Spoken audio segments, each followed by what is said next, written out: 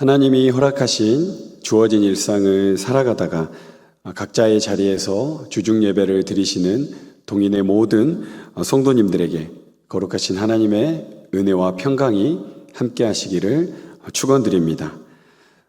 금주의 요절 말씀 고린도전서 15장 51절 52절 말씀입니다. 함께 암송하겠습니다. 보라, 내가 너희에게 비밀을 말하노니 우리가 다 잠잘 것이 아니요 마지막 나팔의 순식간에 홀연히 다 변화되리니 나팔 소리가 나매 죽은 자들이 썩지 아니할 것으로 다시 살아나고 우리도 변화되리라. 고린도전서 15장 51절 52절 말씀. 아멘. 성경 중에서 한 주제를 깊이 있게 전달하는 장들이 있습니다. 우리는 그 장들의 별명을 붙여놓곤 하는데요. 대표적으로 히브리서 11장은 뭐라고 하죠? 네, 그렇습니다. 믿음장이라고 합니다. 오늘 읽었던 고린도전서 15장 앞부분에 13장은 유명한 사랑장이라고 부르고, 오늘 읽은 고린도전서 15장은 부활장이라고 합니다. 그만큼 부활에 대해서 깊이 있게 다루는 오늘 고린도전서 15장 말씀입니다. 그 당시 고린도에서 이성적으로 봤을 때는 부활이 없다고 하며 부활을 믿지 않는 사람들이 있었습니다. 그래서 사도 바울은 고린도 교회 성도들에게 예수 그리스도의 부활에 대해 아주 길게 그리고 자세하게 설명합니다. 앞부분에 고린도전서 15장 14절에 이렇게 나와 있습니다. 그리스도께서 만일 다시 살아나지 못하셨으면 우리가 전파하는 것도 헛것이요 또 너희의 믿음도 헛것이며, 우리의 믿음이 십자가의 죽음에만 머물러 있다면, 부활까지 이르지 않는다면 우리의 믿음이 헛것이라고 말씀하는 겁니다. 우리가 어떻게 해도 해결할 수 없는 영역이 있죠. 어둠과 죽음과 사망의 권세입니다. 이것들을 이기신 사건이 뭐죠? 바로 빈 무덤, 부활의 사건이기 때문에 부활은 그리스도인들에게 너무나도 중요합니다. 그리고 이 부활이 예수님의 부활로 끝나는 것이 아니라 우리에게도 이 부활이 적용되는데요. 이 부활은 떠다니는 유령처럼 영으로만 부활하는 것이 아니라 지금 우리가 가지고 있는 이 몸을 가진 모습으로 부활하게 될 것입니다. 하지만 지금 우리가 가진 몸은 어떻죠? 언젠간 썩어질 한계가 있는 몸입니다. 그러나 우리가 예수님이 다시 오셔서 부활하게 될 때는 썩는 몸이 아니라 썩지 아니하는 거룩한 몸으로 변화하고 부활할 것입니다. 우리의 이성으로는 다 이해할 수 없는 하나님 나라의 신비로 온전한 몸의 부활을 하게 될 것입니다.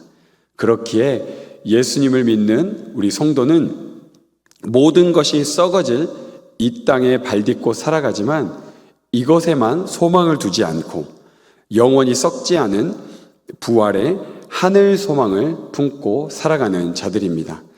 사랑하는 동인 공동체 성도 여러분, 주어진 일상에서 부활 소망을 품고 누리며 살아가길 소망합니다. 그리고 더 나아가 그 부활 생명을 주변에게 전파하고 전달하는 아름다운 사람들이 되기를 축복합니다.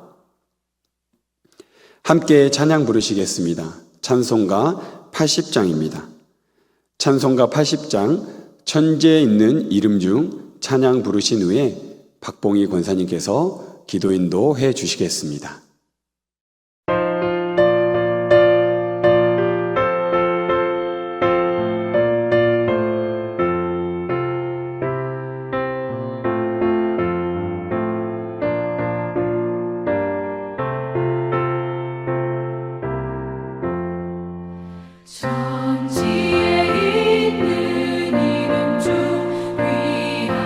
높은 이름 주 나시기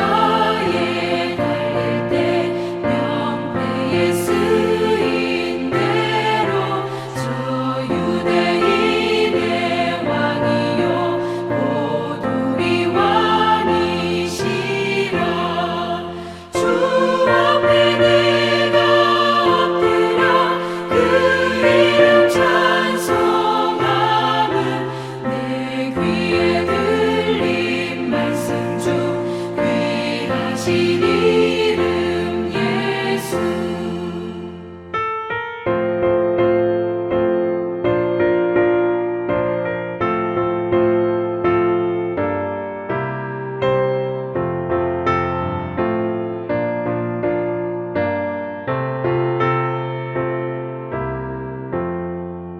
지금도 살아계셔서 언제나 하시는 일, 나 같은 죄인 부르사 참 소망 주시도다. 주 앞에 내가 엎드려 그 이름 찬송함은 내 귀에 들린 말씀 중 귀하신 이름 예수. 주 예수께서 영원히 어제나 오늘이나 그 이름으로 우리에게 상복을 내리신다. 주 앞에 내가 엎드려 그 이름 찬송함은 내 귀에 들린 말씀 중 귀하신 이름 예수.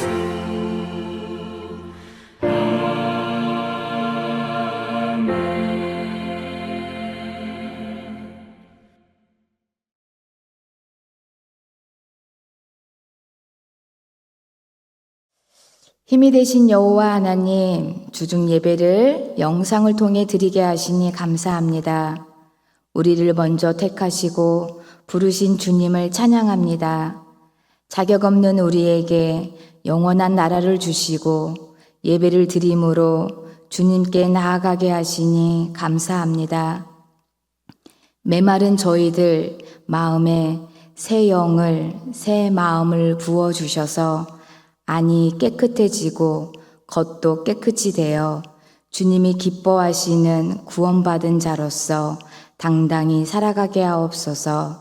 사랑의 주님, 주님 없이는 살아갈 수 없는 우리들 인생 가운데 우리는 하늘에 속한 사람임을 기억하며 우리 안에 거하시는 주님의 말씀에 순종하며 한 영혼 한 영혼 살리기 위해 터치 전도를 시작하였습니다. 저희들 마음에 성령님 임하여 주셔서 주님의 눈으로 영혼들을 바라보고 사랑을 전하며 구원받을 영혼들 아름답게 열매 맺게 하옵소서. 새가족 이혼의 친교 모임과 동인교회 체육대회 가운데 오고 가는 길 안전하게 지켜주시고 교제 가운데 하나님의 섬김과 배려, 감사와 웃음이, 사랑이 넘쳐나게 하시옵소서. 2025년 2달 반 남은 기간 주님의 향기를 나타내며 살아가는 동인의 지체들 되게 하옵소서. 하나님의 나라와 의를 위해 말씀을 선포하시는 최랑민 목사님, 늘 성령 충만케 하여 주옵소서. 가정 위에 늘 평안을 주시고 목회에 주님의 지경이 넓어지게 하옵소서. 예배를 드리는 우리 동인교회 모든 지체들 늘 강건함으로 주님의 동행하심을 느끼며 감사함으로 예배를 아멘으로 받고 감정 따라 살지 않고 말씀 따라 살아가는 우리 모두 되게 하옵소서. 오늘도 우리와 늘 동행하시는 예수님 이름으로 기도드립니다. 아멘.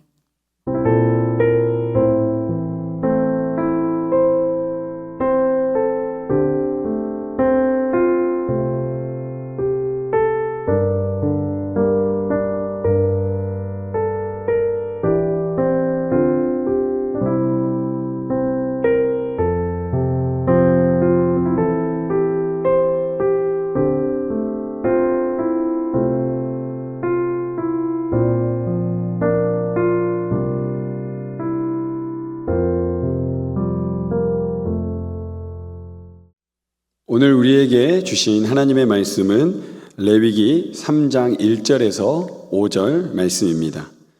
구약 148쪽 레위기 3장 1절에서 5절 말씀입니다. 함께 봉독하겠습니다.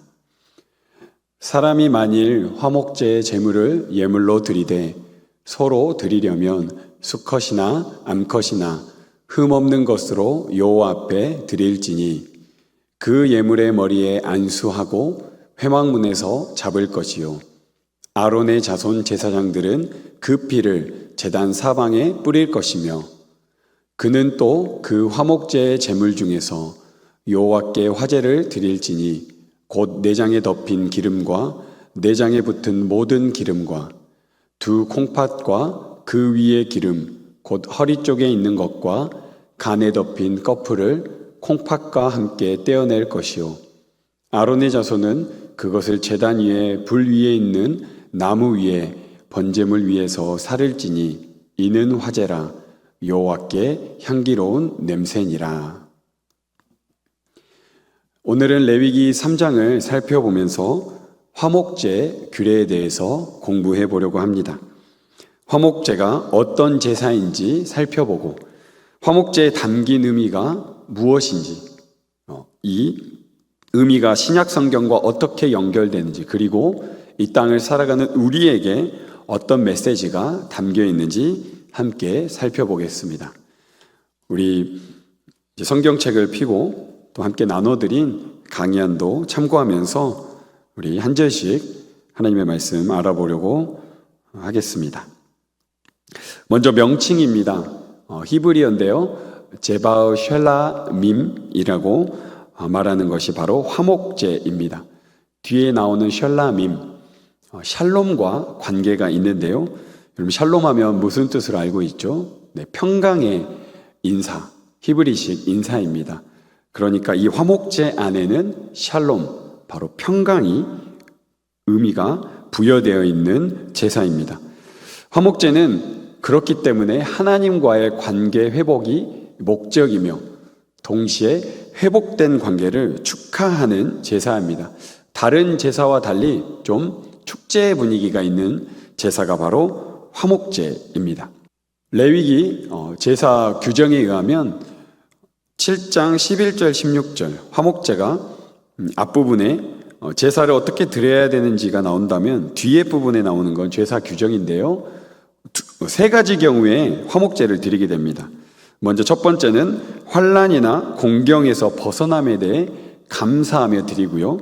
두 번째는 서원한 것이 이루어졌을 때 드리고, 세 번째는 하나님의 은혜에 자발적으로 드리는 경우에 이 화목제를 드리게 됩니다. 그러니까 우리가 감사하고 우리가 서원할 것이 이루어지고 또 자발적으로 드리는 예배, 우리가 드리는 예배에도 이런 성격이 있다면 화목제의 의미가 담겨 있는 것이죠. 화목제의 특징이 하나 있는데 다른 제사와 달리 드리는 사람이 제물의 일부를 돌려받습니다. 그리고 그것이 양이 많기 때문에 이웃을 초대해서 함께 먹는다는 점. 다른 제사는 하나님과 나와의 관계가 좀 더 주도적이라면 이 화목제물은 옆에 있는 이웃까지 확장된다는 것이 특징입니다. 오늘 3장의 좀 구조를 살펴보면요. 첫 번째는 도입, 3장 1절 앞부분에 도입으로 시작하고요. 본론이 3장 1절 뒷부분부터 17절까지 이어집니다. 그 본론 안에서 첫 번째는 제물이 소인 경우가 1절에서 5절, 그리고 양과 염소인 경우가 두 번째로 6절에서 16절 앞부분까지, 그리고 마지막으로 기름과 피에 대한 규정으로 16절 뒷부분부터 17절까지 화목제를 다루는 레위기 3장이 이렇게 구조되어 있습니다. 이 구조를 생각하시면서 오늘 본문 속으로 좀 더 들어가 보도록 하겠습니다. 우리 1절 말씀 한 목소리로 읽겠습니다. 사람이 만일 화목제의 제물을 예물로 드리되 서로 드리려면 수컷이나 암컷이나 흠없는 것으로 여호와 앞에 드릴지니. 여기서 보면 눈에 띄는 것이 수컷이나 암컷이나입니다. 왜냐하면 번제에서는 수컷으로만 한정되어 있었는데요. 여기서 소로 드릴 때 수컷, 암컷 구분이 없이 화목제는 암컷도 가능하다는 것, 그리고 이 예물에서 하나님께 온전히 바쳐지는 거룩한 제물을 뜻하는 흠 없는 것도 포함되어 있습니다. 우리가 이 뒤로 제물을 계속 배워갈수록 겹치는 부분은 아마 간단히 언급하고 넘어갈 텐데, 하나님께 드리는 것, 바로 거룩한 것으로 흠 없는 것을 하나님께 드려야 한다는 것이 여기에도 언급되어 있습니다. 2절입니다. 함께 말씀 읽어보겠습니다. 그 예물의 머리에 안수하고 회막문에서 잡을 것이요, 아론의 자손 제사장들은 그 피를 제단 사방에 뿌릴 것이며. 여기까지는 번제의 경우와 동일합니다. 두 가지 의식이 있죠. 네, 제물을 가져온 사람이 그 예물의 머리에 안수하는 안수 의식과 거기에 쏟아져 내려온 피를 제단 사방에 뿌리는 것, 다시 한번 기억하면서 안수와 피 뿌림의 의미, 안수는 이 제물이 곧 나라는 것을 의미하는 것이죠. 내가 죽어야 할 자리에 안수함으로써 이 동물이 대신 죽어주는 것. 그러니까 이 제물이 죽는 것은 누가 죽는 것이죠? 그렇습니다. 바로 내가 죽는 것을 뜻합니다. 그리고 그 피는 하나님께 속한 그 생명이죠. 그래서 이 피 흘림을 통해 우리의 죄가 속하게 되고 그 생명이 하나님께 있음을 고백하는 행위가 이 피를 뿌리는 행위에 담겨 있습니다. 그러니까 안수와 피 뿌림 의식은 그냥 글자로 읽고 넘어가는 것이 아니라 너무나도 중요한 의미를 담고 있는 것이죠. 하나님, 내 생명이 당신에게 있습니다 라고 고백하는 의미가 여기에 담겨 있는 것이죠. 그리고 3절에서 5절은 제물의 내장과 기름 처리가 나와 있습니다. 3절, 4절 우리 말씀 보면 기름이 나와 있고요. 그리고 내장, 특히 두 콩팥은 따로 떼어내는 장면이 나옵니다. 그리고 5절 보면 이제 불사르는 장면이 나오죠. 번제단 위에 이 소의 제물을 하나님께 태워서 드리는 것. 이것도 앞에 나오는 번제와 다를 바가 없습니다. 그런데 여기에서 두 가지가 나오죠. 기름과 콩팥에 대한 의미가 있을 텐데요. 이것이 상징하는 바가 있습니다. 기름은 하나님께 속한 거룩한 것으로서 하나님께 드려야 하게 됩니다.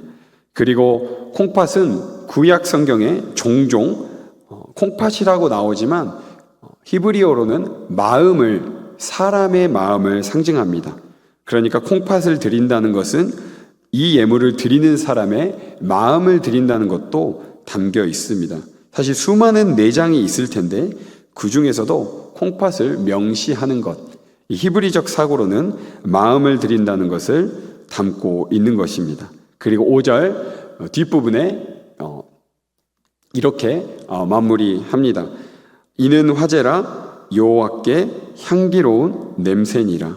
이것은 제물을 드리는 마지막 장면에서 후렴구처럼 반복하는 고백이죠. 화목제도 번제와 소제와 더불어 화제, 나중에 11절에 보면 하나님께 드리는 음식, 제물인 것을 나타내고 있습니다. 이제 두 번째로 제물이 양인 경우입니다. 양을 화목제로 드리는 경우인데요, 소를 드리는 경우와 절차가 거의 비슷합니다. 8절 말씀 함께 읽겠습니다. 그 예물의 머리에 안수하고 회막 앞에서 잡을 것이요, 아론의 자손은 그 피를 제단 사방에 뿌릴 것이며. 여기에서도 안수와 피뿌림 의식이 행해집니다. 그리고 9절에서 11절도 제물의 내장과 기름 처리의 장면이 나옵니다. 특별히 우리 9절의 중간에 보면 한 가지 차이가 있는데요, 미골에서 밴 기름진 꼬리 부분이 나옵니다. 양의 꼬리뼈 부분에 기름이 엉겨 있기 때문에 이 부분을 아주 정확하게 표현하고 있는데, 레위기는 자세히 보면 복잡한 것 같지만 또 반대로 보면 하나님께서 참 섬세하시고 세밀하신 분임을 알 수 있습니다. 해부학적으로 정확한 정보에 기초하고 있는 걸 알 수 있죠. 참 신기하고 놀라운 표현입니다. 미골에서 밴 기름진 꼬리 부분, 이곳에 기름, 하나님께 드려야 하는 거룩한 것을 구별해서 하나님께 드리라는 것, 하나님의 섬세하심을 우리는 발견할 수 있습니다. 그리고 11절 끝부분에 이렇게 마무리하죠. 이는 화제라 여호와께 드리는 음식이니라. 화목제도 번제와 소제처럼 화제, 음식 제물로 분류합니다. 우리가 글자 그대로 화제, 불로 태운다는 것에 주목하는 게 보다는 음식에 더 주목해서 하나님께서 기쁘게 받으시는 여호와께 드리는 음식 예물이 바로 화제입니다. 이 화목제가 바로 화제 종류에 들어가는 것이죠. 그리고 세 번째로 제물이 염소인 경우가 있습니다. 양과 거의 동일하지만 두 가지 차이점이 있는데요. 소와 양은 암컷, 수컷이 구분되어 있지만 염소는 구분되어 표현되어 있지 않습니다. 두 번째로 염소는 양과 달리 미골에서 밴 기름진 꼬리가 없습니다. 소와 양과 염소, 하나님께서 아주 구체적으로 동물의 각각의 특징을 잘 알고 있는 섬세하신 하나님을 우리는 여기에서도 비교하면서 알아볼 수 있습니다. 그리고 이 화목제의 제물 처리 방식이 오늘 레위기 3장에서 나오지 않지만 레위기 7장 32절에서 34절에서는 이렇게 나옵니다. 제물의 가슴, 우편 뒷다리 부분은 제사장의 몫입니다. 아주 귀한 부분을 제사장의 몫으로 따로 떼어서 제사장들도 먹고 살 수 있도록 해주는 것이죠. 나중에 여호수아에서 보면 땅 분배를 할 때 레위인들에게 땅 분배가 되지 않습니다. 그러니까 제사장 그룹에게는 땅이 분배되지 않기 때문에 일반 12지파 백성들이 이 예물을 드리면서 제사장들이 먹을 수 있게 해 주어야 하는 것이죠. 화목제의 제물의 일부를 이렇게 처리합니다. 그 외 나머지 부분은 제사를 드리는 사람의 몫으로 돌아가서 이웃을 초청해 함께 잔치를 벌입니다. 그러니 화목제는 아까 말했듯이 축제의 분위기가 담겨 있는 것이 바로 화목제인 것이죠. 그리고 마지막에 특별 규정이 하나 더 추가되어 있는데요. 기름과 피에 관한 규정입니다. 우리 17절 말씀 함께 읽겠습니다. 너희는 기름과 피를 먹지 말라. 이는 너희의 모든 처소에서 너희 대대로 지킬 영원한 규례니라. 특별히 하지 말라라는 것, 기름과 피를 먹지 말라는 것 엄격하게 금지하고 있습니다. 그리고 마지막에 영원한 규례라는 나온 표현이 있는데요. 이것은 레위기에서 아주 중요한 규칙을 가리킬 때 등장하는 표현입니다. 우리는 그냥 글자대로 읽지만 히브리 사람들은 영원한 규례라는 단어가 나올 때 이거는 정말 철저하게 지켜야 할 중요한 규칙이구나 라는 것을 알 수 있습니다. 이 특히 피를 먹지 말라는 것은 레위기에서 강조하는 금지 규정입니다. 피와 기름은 바로 하나님께 속한 것이기 때문에 사람이 취해서는 안 되는 것을 말하고 있는 것이죠. 그리고 장소적으로 특별한 게 무엇이냐면 너희의 모든 처소에서 기름과 피를 먹지 말라는 것입니다. 이 제사 드리는 성소에만 이것이 해당되는 것이 아니라 모든 처소에서 지켜야 할 해당 규정이라는 것을 말하고 있는 것이죠. 우리가 화목제에 대해서 1절에서 17절까지 알아봤는데 이 화목제의 의미가 어떤 의미를 담고 있는지 살펴보겠습니다. 첫 번째는 관계 회복의 의미를 담고 있습니다. 1차적으로는 하나님과의 관계가 화목되는 것으로 이 관계 회복을 이야기하고요. 2차적으로는 이것을 나누어 먹는 이웃과의 관계가 회복되는 것을 이야기합니다. 관계 회복의 양 방향성을 이야기하죠. 수직과 수평. 혹시 이 모양을 떠올린다면 뭐가 생각나죠? 네, 십자가의 모양이 생각납니다. 수직적인 하나님과의 관계, 수평적인 이웃과의 관계. 예수 그리스도의 그 십자가의 죽으심은 관계 회복의 양 방향성을 말합니다. 우리는 예수의 십자가로 인해 하나님과의 관계만 회복된다고 생각하지만 아닙니다. 그게 1차적이지만 세상의 사람들과 이웃과 관계도 회복되는 것을 십자가는 담고 있는 것이죠. 그리고 화목제 만찬은 하나님 앞에서 누리는 즐거운 잔치, 관계 회복이 되었기 때문에 얼마나 기쁘겠습니까? 누가복음 15장에 탕자가 돌아왔을 때 아버지께서 아들을 위해 만찬을 베풀어 주셨듯이 이 즐거운 경우 때에 화목제가 드려지고 즐거움을 누리게 되는 것입니다. 두 번째로는 공동체성이 화목제에 담겨져 있는데요. 제물을 이웃과 함께 먹으며 공동체 연합을 경험합니다. 먹고 마시는 일은 참 중요한데 이게 화목제 규정 안에 들어있는 것이죠.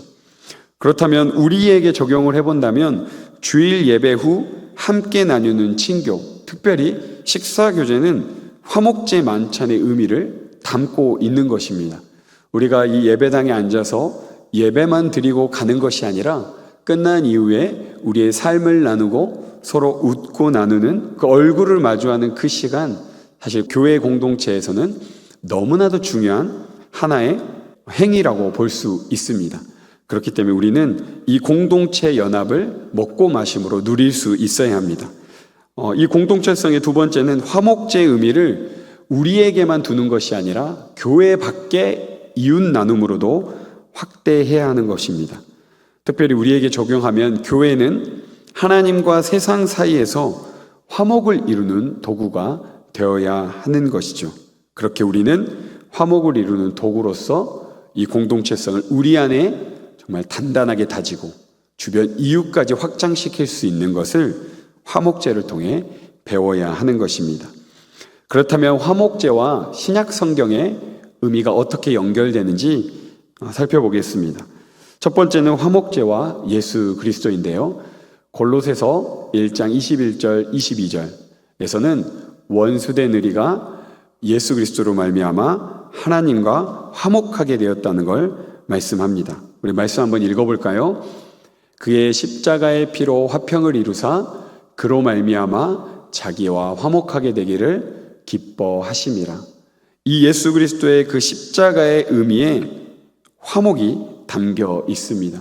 예수님께서 화목 제물이 되어 주셔서 죄인된 우리를 하나님과 화목하게 하신 것이죠. 이와 비슷한 말씀이 로마서 5장에도 기록되어 있는데요. 말씀 읽어볼까요?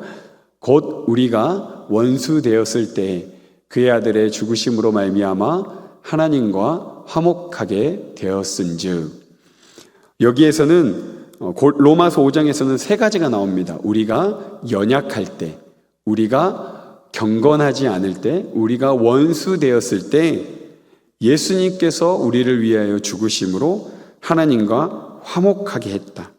우리의 처참한 상태를 이야기하고 그리고 우리의 회복된 상태를 이야기하면서 그 중앙에 예수 그리스도의 화목 제물이 있는 것입니다.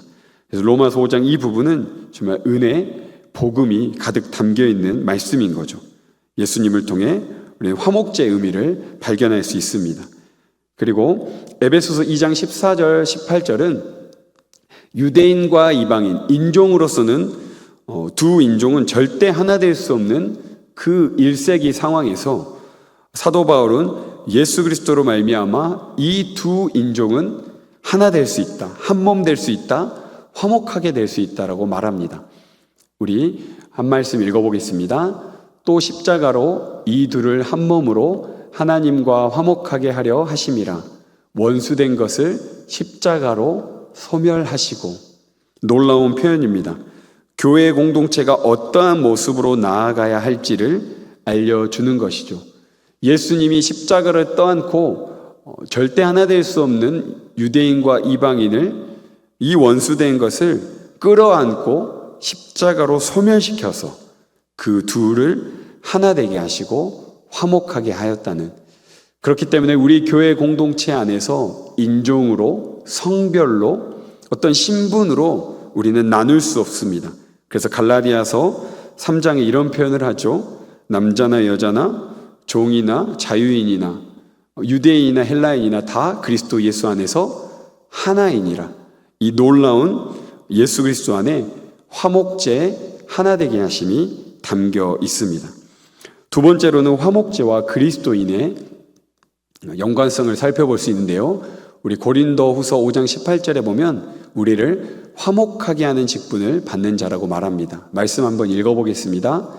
우리를 자기와 화목하게 하시고 또 우리에게 화목하게 하는 직분을 주셨으니, 이 말씀은 화목하게 하는 그것을 우리만 가지고 있는 것이 아니라 이제는 그 화목을 나누어 주는 사람으로, 우리가 그 놀라운 예수의 화목을 받았으니 그 화목을 전달하는 사람으로 살아가라는 의미가 이 그리스도인의 삶에 화목제의 의미가 담겨 있는 것입니다. 마지막으로 화목제와 성만찬의 의미도 담겨 있는데요. 고린도전서 11장 23절에서 27절 일부를 읽겠습니다. 축사하시고 떼어 이르시되 이것은 너희를 위하는 내 몸이니, 잔을 가지시고 이르시되 이 잔은 내 피로 세운 새 언약이니. 교회 공동체와 함께 교회에서 식사를 나누는 그 전에 가장 늘 먼저 행했던 것이 바로 성찬입니다. 아까 화목제에서 이웃과 나누는 행위가 있었는데, 그리고 화목제의 마지막 부분에는 사실 피를 금지하는 규례가 강하게 있었지만 신약에 와서는 상징적으로 살과 피를 먹고 마시도록 합니다. 실제 피를 마시는 건 아니죠. 예수 그리스도의 피를 상징하며 포도주를 마시는 것입니다. 이렇게 하면서 교회 공동체는 예수의 살과 피를 먹음으로 하나 되는 공동체를 말합니다. 전혀 다른 우리가 예수 안에서 하나 되는 것을 성만찬에서 확인하듯이 화목제를 통해 기업을 받지 못한, 땅을 분배받지 못한 레위인과 그 제사장과 옆에 있는 이웃과 하나 되는 것, 바로 화목제와 성만찬은 동일한 의미를 담고 있습니다. 그리고 사도행전 2장 45절에서 47절 공동체의 성만찬과 애찬, 그 사랑의 식탁 교제가 담겨 있습니다. 말씀 한 구절 읽겠습니다. 날마다 마음을 같이하여 성전에 모이기를 힘쓰고 집에서 떡을 떼며 기쁨과 순전한 마음으로 음식을 먹고. 앞에 나오는 떡을 떼면은 성찬을 의미하고요, 음식을 먹고는 성찬 이후에 함께 나누는 식탁 교제를 말합니다. 그러니까 공동체 안에서 예수 안에 하나됨을 경험하는 성찬을 하고 그 음식을 함께 나누는 한 공동체임을 확인하는 시간을 갖는 것이죠. 화목제가 그런 의미를 담고 있고, 초대교회에서는 이것을 날마다 모일 때마다 하나됨을 확인했던 것입니다. 우리 마지막 마무리하면서 요한일서 2장 2절 말씀을 읽고 마무리하면 좋겠습니다. 우리 한 목소리로 함께 읽겠습니다. 그는 우리 죄를 위한 화목 제물이니 우리만 위할 뿐 아니요 온 세상의 죄를 위하심이라. 사도 요한은 5권의 성경을 썼죠. 요한복음, 요한일서, 2서, 3서, 요한계시록. 특별히 요한복음과 요한일서에서는 예수님을 죄를 위한 화목제물이라는 표현을 자주 사용합니다. 죄로 인해 하나님과 관계가 깨어진 우리를 예수로 말미암아 하나님과 화목하게 했다. 그런데 그게 우리만을 위한 게 아니라 온 세상을 위한. 여러분, 이렇게 하면 이 말씀이 떠오르겠죠. 요한복음 3장 16절, 하나님이 우리를 사랑하사가 아닌 세상을 이처럼 사랑하사. 그리고 요한복음 1장에 보면 세례 요한이 예수님을 보고 이렇게 말을 하죠. 보라, 세상 죄를 지고 가는 하나님의 어린 양이로다. 이 표현은 화목제물이 담겨 있습니다. 우리의 죄를 대신 지고 가서 하나님과의 깨어진 관계를 회복하게 하는 그 하나님의 어린 양. 우리에겐 그런 은혜가 있는지 다시 확인해야 될 것입니다. 우리의 예배당의 문을 열고 들어오는 가볍게 왔다 가볍게 가는 것이 아니라 예수가 짊어진 우리의 죄로 인해 하나님과의 관계가 회복된 그 은혜로 말미암아 화목제의 기쁨의 잔치가 우리에게 있는지, 습관의 예배를 넘어 감격과 기쁨의 예배를 드리고 그것이 우리에게만 머무는 것이 아니라 깨어진 세상을 또한 화목하게 하는, 그런 화목하게 하는 직분으로 살아가는 저와 여러분들이 되기를 축복합니다. 우리 함께 기도하겠습니다. 우리 기도 제목 나누고 기도하겠는데요. 우리가 구약의 화목제에 담긴 의미처럼 하나님과 원수되었던 우리가 예수 그리스도로 인해 화목하게 되었음에 감사하며 하나님과 세상을 화목하게 하는 아름다운 화목의 직분을 감당하게 하소서. 두 번째로 지금 친절 터치 주간입니다. 한 영혼을 천하보다 귀하게 여기시는 하나님의 마음으로 터치 전도에 임하게 하시고 예비하신 영혼들이 구원받고 교회 공동체에 한몸 되게 하소서. 함께 기도하겠습니다.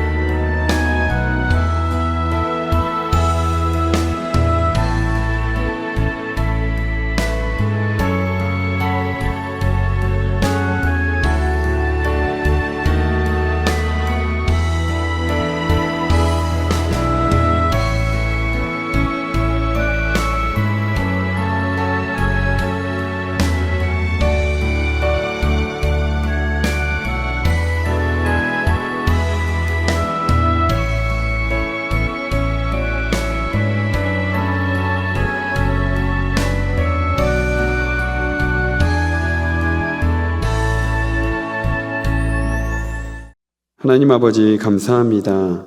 긴 추석 연휴를 마치고 각자의 일상으로 돌아와 주어진 삶을 다시 살아가게 하심을 감사드립니다. 다시 한번 우리가 영적 긴장감을 가지며 주어진 자리에서 수요 주중 예배를 드리오니 우리에게 은혜를 허락하여 주시옵소서. 오늘 함께 나눈 레위기 말씀의 화목제를 기억합니다. 우리의 죄로 인해 우리는 하나님과 관계가 깨어져 살아가고 있습니다. 그러한 우리의 형편을 잘 아시는 주님께서 아들 예수를 보내주셔서 십자가의 죽으심으로 우리가 하나님과 다시 화목하게 관계를 맺을 수 있음을 찬양합니다. 예수님으로 인해 우리가 하나님과 화목하게 지낼 수 있음에 감사하면서 동시에 우리도 깨어진 세상과 하나님을 화목하게 연결시키는 화목의 직분을 잘 감당할 수 있도록 인도하옵소서.